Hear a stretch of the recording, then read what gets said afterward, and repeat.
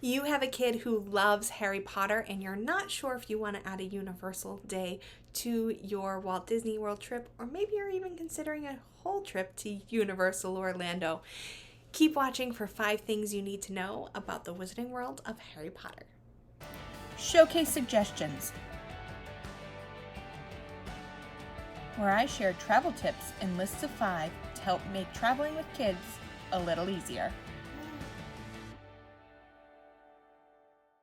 My name is Christina, and I'm the owner of Showcase the World Travel, a modern travel agency dedicated to helping families take a break from the busy. And although we specialize in family vacations to Europe, the Caribbean, and the US, we spend a lot of time focused on Walt Disney World. In fact, more than 50% of the vacations we plan are to Walt Disney World.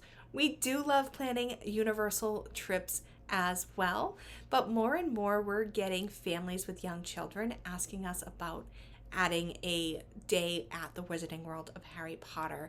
And so there are some things I want to walk through for you to think about before you kind of make that decision. The first thing you need to know is that the Wizarding World of Harry Potter may be in Orlando, but it is not in Walt Disney World. Walt Disney World consists of Magic Kingdom, Epcot, Hollywood Studios, and Animal Kingdom. Wizarding World of Harry Potter is at its neighbor and competitor, Universal Orlando. And so you cannot add a day to Harry Potter to your existing Disney ticket. You need to purchase a separate ticket. And because they're competitors, they want you spending multiple days on their property. Their tickets become less and less per day the more days you add on. So going from a 5 to a 6-day ticket for Disney is pretty minimal. It might be $10 to $20 a person.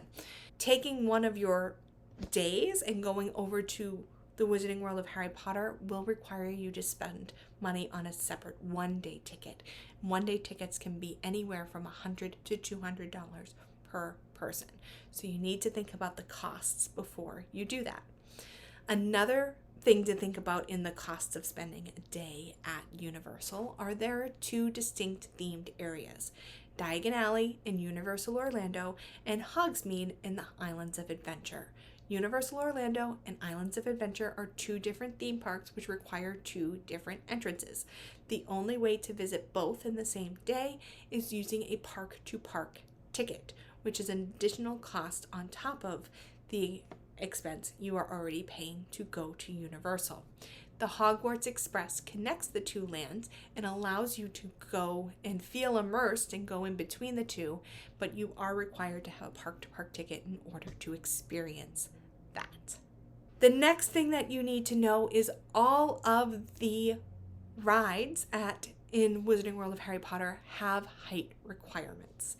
So, like I said, we're getting families with younger kids asking. I think Universal Orlando is a wonderful destination for families with older grade school kids, middle school kids, teens. Great for teens. A lot of the rides are thrill rides or they're motion sensors, and so they don't have a ton of options for younger kids. And so if you're just going because your younger kid is a Harry Potter fan, it's important to know that most of the rides have height requirements. So in Wizarding World of Harry Potter, you have the Flight of the Hippogriff, which is 36 inches. You have Escape from Gringotts, which is 42 inches. And let me tell you, my 42-inch 4-year-old would be scared to death on Escape from Gringotts. Harrod's Motorbike and the Forbidden Journey are both 48 inches. So if your Harry Potter fan is a little short, it might be a lot of an expense to spend a day seeing those areas. But I'm going to turn it around and talk a little bit about the positive for a second here.